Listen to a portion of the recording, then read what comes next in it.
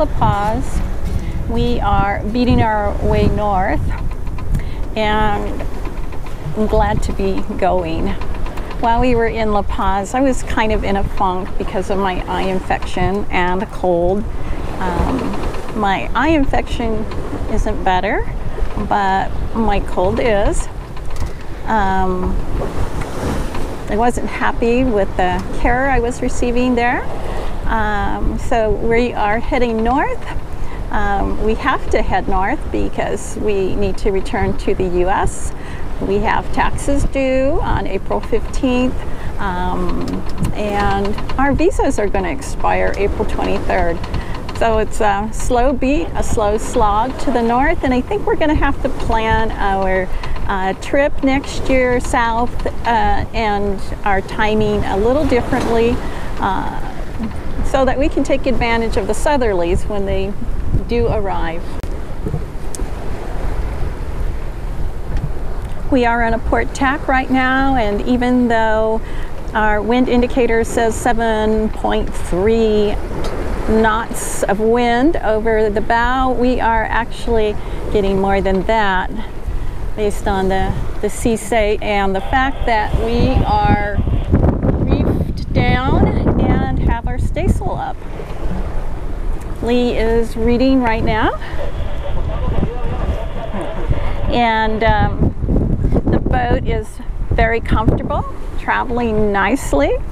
We have so much to learn about the way she sails and sail configuration and what we need to do, but we're getting there slowly but surely. The wind that aided our departure from La Paz dissipated around nightfall, and we had flat seas and no wind during the night as we motored through the San Jose Channel. Sunrise found us approaching our destination of Timbabiche, with Roca Negra, our black rock, in the distance. We motored in and dropped our anchor. Upon arriving, we were greeted by a pod of dolphins.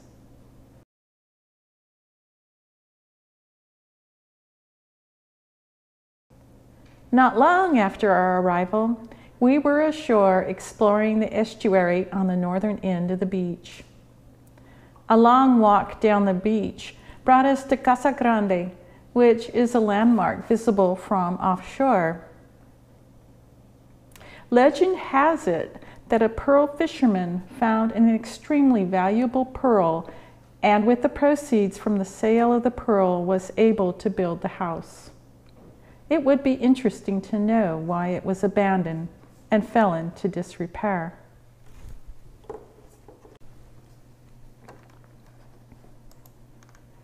We enjoyed this peaceful anchorage, and it was one of our favorites. Although we visited it during settled weather, I would think it would get a little rolly during a strong norther. We found the local fishermen to be friendly and helpful. On the morning of our departure, after sailing off the hook in a gentle land breeze, we lay becalmed just off the point with our sails flapping. A fisherman we had spoken to the day before motored out to us to make sure we weren't having engine problems, a gesture we appreciated.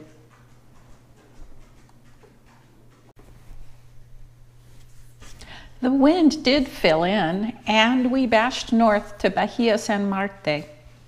San Marte is south of and around the point from the popular anchorage of Agua Verde, where we stayed on the trip south. While San Marte is protected from the wind, the northerly swell does wrap around the point and makes the anchorage a little rolly.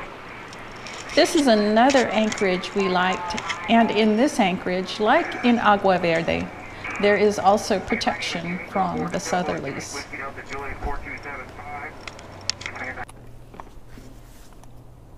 We laid over an extra day at San Marte to take care of a winch repair, and while we were at it, we serviced several of the winches. So didn't you just service this about a month and a half ago? Yeah, but these pawls broke when I put too much pressure on the winch handle, and cranking up the main halyard. Main was I don't remember now what was stuck, but either way I was cranking it up and put too much pressure on it and broke the pawls, so lost the winch to haul up the main halyard. Had to do it by hand.